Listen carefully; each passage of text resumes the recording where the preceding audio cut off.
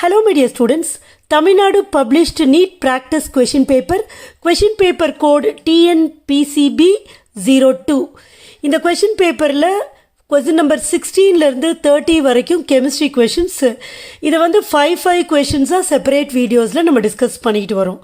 இந்த question paperரை பொறுத்த வரைக்கும் முதல் 10 question papers ஆல்ரெடி டிஸ்கஸ் பண்ணியாச்சு.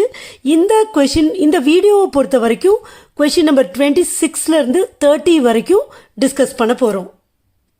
Question number 26, the value delta H for the reaction கவனிங்க, x2 plus 4y2 gives 2xy4. எல்லாருமே வந்து gaseous stateல இருக்கிறாங்க. is less than 0, formation of xy4 will be favored at 4 conditions 4 ஆப்ஷன்ல கொடுத்திருக்காங்க. x2 plus 4y2 gives 2xy4. Delta ஹெச்சோட மதிப்பு 0 கம்மியாக இருக்குது. இந்த வினையில் xy4 உருவாவதற்கான நிபந்தனைகள் என்னன்னு கேட்குறாங்க. இப்போ கொடுத்துருக்கிற 4 ஆப்ஷனில் பாருங்கள், ஒரு ஆப்ஷனுமே 2 ஃபேக்டரை பேஸ் பண்ணி, ஒன்று வந்து ப்ரெஷரு, இன்னொன்று வந்து டெம்பரேச்சர். கரெக்டாக? இப்போ நம்ம வந்து ப்ரெஷரையும் டெம்பரேச்சரையும் தனித்தனியாக நம்ம கண்டுபிடிக்கலாம். எப்படி கண்டுபிடிக்கலாம்னா கிவன் டேட்டா வச்சே கண்டுபிடிக்கலாம். முதல்ல வந்து நம்ம ப்ரெஷரை பார்த்துடலாம். இப்போ ப்ரெஷர் பார்க்கணும்னா நம்ம pressure is directly proportional to number of moles. அழுத்தம் அந்த அமைப்பில் உள்ள மோல்களின் எண்ணிக்கைக்கு நேர் விகிதத்தில் இருக்கும். அப்போது மோல்களின் எண்ணிக்கை நம்பர் ஆஃப் மோல்ஸ் அதிகம்னா ஆட்டோமேட்டிக்காக ப்ரெஷர் அதிகமாக இருக்கும். இப்போ இந்த சமநிலை வினையில் ஈக்லிபிரியம் ரியாக்ஷனில் பாருங்கள், ரியாக்டன் சைடில் இங்கே 1 இருக்குன்னு அர்த்தம், இங்கே 4 இருக்குன்னு அர்த்தம், மொத்தம் 5 இருக்குது. 5 மோல் ரியாக்ஷன் நடந்து என்ன ஆகுது, 2. இந்த 4 எல்லாம் விட்டுருணும், xy4 அது ப்ராடக்டோட ஃபார்முலா. முன்னாடி இருக்க நம்பர் மட்டும் பாருங்கள், 2 மோல்ஸாக ஆகுது. அப்போ ரியாக்ஷன் நடக்க நம்பர் ஆஃப் மோல்ஸ் குறையும். அப்போ ஆட்டோமேட்டிக்காக அழுத்தம் என்னாகும், ப்ரெஷர் என்னாகும், ப்ரெஷரும் குறையும் தான். கரெக்டாக? ஸோ ரியாக்ஷன் நடக்க ப்ரெஷர் குறையுது. அப்போ நம்ம இங்கே என்ன பண்ணணும்னா, நமக்கு xy4 தான் வேணும், ப்ராடக்ட் தான் வேணும், விளைபொருள் தான் வேணும். ஆனால் விளைபொருள் உருவாகிற வினையில் அழுத்தம் வந்து குறையுது. அப்போ நம்ம என்ன பண்ணணும், அழுத்தத்தை அதிகப்படுத்தணும். அழுத்தத்தை அதிகப்படுத்தினா அக்கார்டிங் டு லீ சாட்லியர் பிரின்சிபிள் என்னாகும், அழுத்தத்தை குறையிற திசை நோக்கி தான் ரியாக்ஷன் நடக்கும். ப்ரெஷர் எந்த பக்கம் குறையுதோ அந்த டைரெக்ஷனில் தான் ரியாக்ஷன் நடக்கும். ப்ரெஷர் எந்த பக்கம் நடக்குது, ப்ராடக்ட் ஃபார்ம் ஆகிற டைரெக்ஷன் தான். ஸோ ப்ராடக்ட் தான் நமக்கு வேணும். அதை தானே சொல்கிறாங்க ஃபார்மேஷன் ஆஃப் xy4ன்னு. அப்போ ப்ரெஷர் வந்து அதிகமாக இருக்கணும். ஸோ ஒருத்தரை கண்டுபிடிச்சிட்டோம். ஹை ப்ரெஷர் 2 ஆப்ஷனில் இருக்குது. இப்போ டெம்பரேச்சர் பொறுத்த வரைக்கும் என்ன பண்ணுறது, டெல்டா ஹெச் வேல்யூ கொடுத்துருக்காங்க, வேல்யூ கொடுக்கல, பட் சொல்லியிருக்காங்க 0வோட குறைவுன்னு சொல்லியிருக்காங்க. அப்போ டெல்டா ஹெச் வேல்யூ என்னது, நெகட்டிவ் வேல்யூவாக இருக்குது. நெகட்டிவாக இருந்தால் என்ன அர்த்தம், எக்ஸோதெர்மிக் ரியாக்ஷன் அர்த்தம், அதாவது வெப்ப உமிழ்வினை. அப்போ இப்போ பாருங்கள், வினை நடக்கிறப்ப வெப்பத்தை உமிழுது. இப்போ நம்ம என்ன பண்ணணும், அதுவே வெப்பத்தை வேணான்னு தான் கொடுக்குது, நாம் போய் வேறு வெப்பத்தை அதிகமாக கொடுக்கக்கூடாது. அப்போ நமக்கு விளைபொருள் தான் வேணும், ப்ராடக்ட் தான் வேணும். ப்ராடக்டை ஃபார்ம் பண்ணுறப்போ அது வெப்பத்தை உமிழுது, ஹீட்டை லிபரேட் பண்ணுது. அப்போ அந்த ஹீட்டை நம்ம எடுத்துட்டோம்னா இன்னும் ப்ராடக்ட் அதிகமாக ஃபார்ம் ஆகும். புரியுதா உங்களுக்கு? இன்னும் ப்ராடக்ட் அதிகமாக எப்போ ஃபார்ம் பண்ணும், நம்ம ஹீட்டை எடுத்துட்டா. அப்போ டெம்பரேச்சர் லோ டெம்பரேச்சராக ஆகணும். அப்போ டெம்பரேச்சரை நம்ம ரெடியூஸ் பண்ணணும். புரியுதா? ரெண்டுமே பேஸ்ட் ஆன் லீ சாட்லியர் பிரின்சிபிள். அப்போ ஹை ப்ரெஷர் லோ டெம்பரேச்சர், அதிக அழுத்தம் குறைந்த வெப்பநிலை. Option C is the correct answer. Next, 27th question. The rate constant for forward and backward reaction of hydrolysis of ester are 1.1 into 10 power minus 2 per minute and 1.5 into 10 power minus 3 per minute. Equilibrium constant for the reaction is. எஸ்டரின் நீரார் பகுப்பு வினையில் முன்னோக்கு மற்றும் பின்னோக்கு வினையின் வினைவேக மாறிலி 1.1 into 10⁻⁻2 நிமிடம் -1 மற்றும் 1.5 into 10⁻⁻3 நிமிடம் -1 இந்த வினையின் சமநிலை மாறிலி கேட்குறாங்க. இப்போ கொஷின்லேருந்து நம்ம என்ன புரிஞ்சுக்கலாம்னா, ஃபார்வர்ட் பேக்வேர்ட் ரியாக்ஷனோட ரேட் கான்ஸ்டன்ட் வேல்யூஸ் கொடுத்துட்டாங்க. ஃபார்வர்ட் ரியாக்ஷனுக்கு 1.1 இன்ட்டு 10⁻⁻2 per minute. பேக்வேர்ட் பின்னோக்கு வினைக்கு 1.5 இன்ட்டு 10⁻⁻3 per minute. இப்போ ஈக்லிபிரியம் கான்ஸ்டன்ட் கேட்குறாங்க. நமக்கு தெரியும், ரொம்ப simple formula. Equilibrium constant is equal to rate of forward by rate of backward. அப்படி பார்த்தீங்கன்னா 1.1 இன்ட்டு 10⁻⁻2 பை 1.5 இன்ட்டு 10⁻⁻3. இது ரெண்டும் கேன்சல் ஆகிட போகுது. இப்போ வந்து முதல்ல இந்த பாயிண்ட்டை நான் ரிமூவ் பண்ணிடுறேன். 11/15 ஆக்கிடுறேன். ரைட்டா? அப்போ ஒரே மாதிரி ரிமூவ் பண்ணுறோம், அதனால ஒன்றும் பிரச்சனை இல்லை. இன்ட்டு இந்த 10⁻⁻3 மேலே போகுது, 10⁻+3 ஆகிடும். அப்போ 10⁻⁻2 இன்ட்டு 10³ ஆகுது, தட் இஸ் 10. கரெக்டா?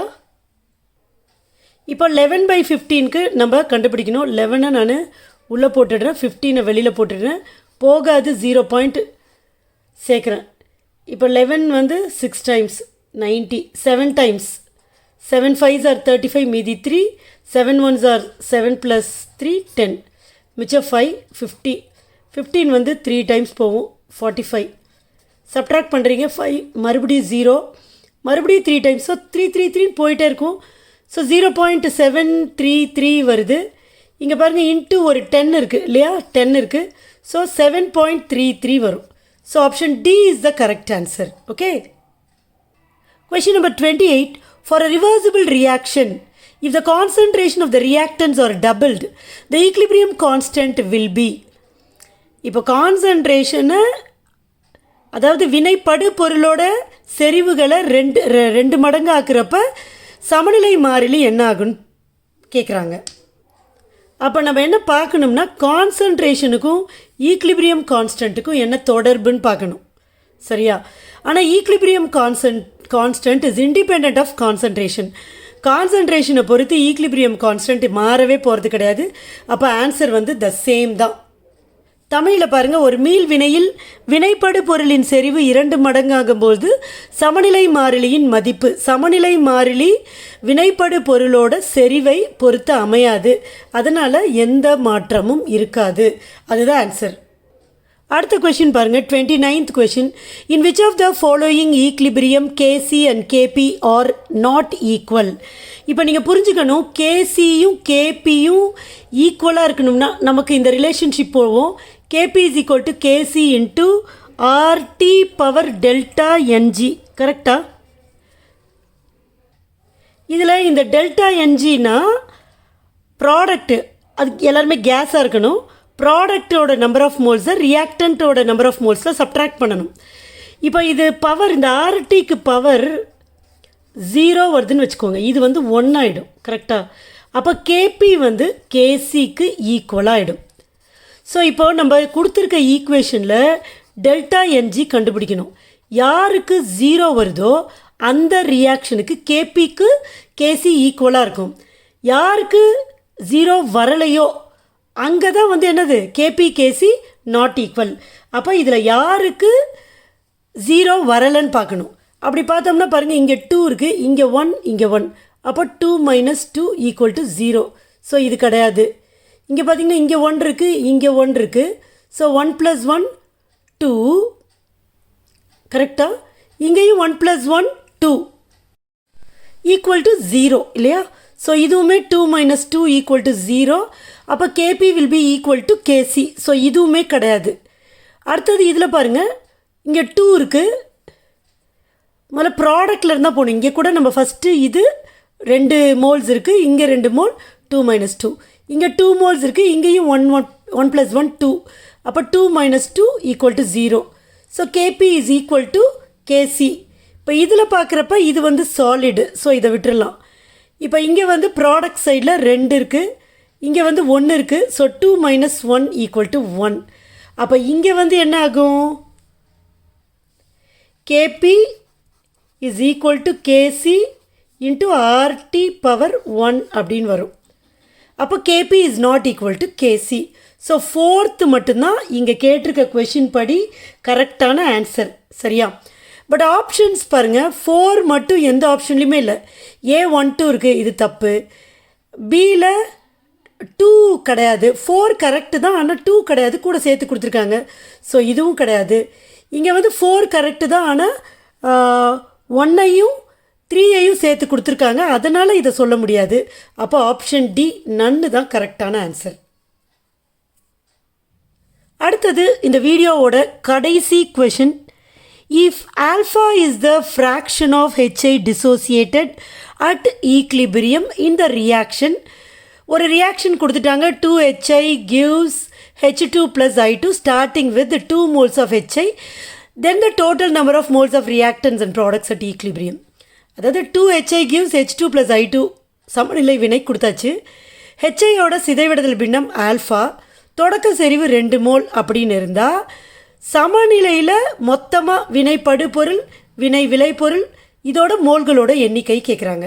ரொம்ப சிம்பிளான கொஷின் இது. ஹெச்ஐ சிதைவடைதல் வினை, அப்போது ஹெச்ஐ என்னாகும்?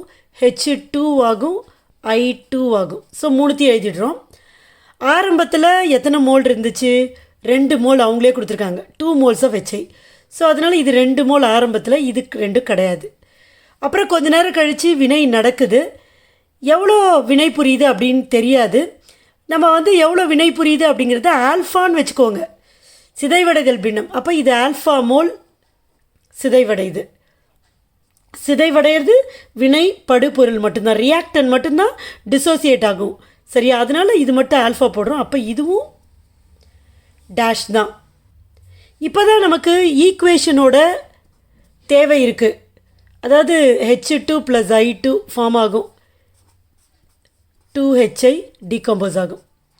இப்போ பாருங்கள், இங்கே இவங்க 3 பேருக்கும் உள்ள தொடர்பு பாருங்கள். இது 2 மோல்னா இது 1 மோல், இது 1 மோல் கிடைக்கும். சரியா?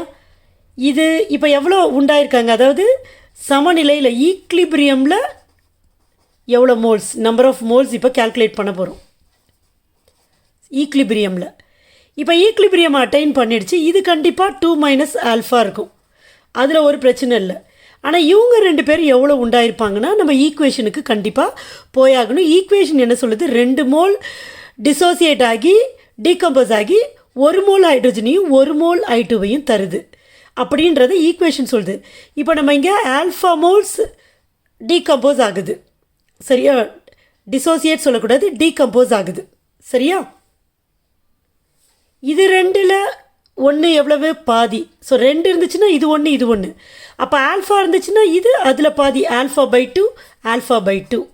இதுதான் ஈக்லிபிரியமில் இவங்கவுங்க இருக்கிற நம்பர் ஆஃப் மோல்ஸ், சமநிலையில் உள்ள மோல்களின் எண்ணிக்கை. கொஸ்டின் என்னது? மொத்தம் எத்தனை மோல் இருக்குது? அப்போ இவங்க எல்லாரையும் ஆட் பண்ணணும். கரெக்டாக? இப்போ ஆல்ஃபாவில் அரை, ஆல்ஃபாவில் அரை, இது 2த்தையும் ஆட் பண்ணால் 1 ஆல்ஃபா. இது அரை ஆல்ஃபா, இது அரை ஆல்ஃபா, இது 2த்தையும் கூட்டினா மொத்தம் 1 ஆல்ஃபா. ப்ளஸ் இங்கே ஒரு 2 மைனஸ் ஆல்ஃபா இருக்குது. So plus alpha minus alpha cancel. So 2 தான் ஆன்சர். ஸோ இந்த ஆப்ஷனில் B is the correct answer. So இந்த practice question paper 12N PCB TN 12N PCB not 2ல் நம்ம மொத்தம் இருக்கிற 15 கொஷின்ஸையுமே சால்வ் பண்ணிட்டோம். உங்களுக்கு எல்லா கொஷினும் புரிஞ்சிருக்குன்னு நம்புகிறேன். ஏதாவது டவுட் இருந்துச்சுன்னா கண்டிப்பாக கமெண்ட் செக்ஷனில் போஸ்ட் பண்ணுங்கள். தேங்க்யூ.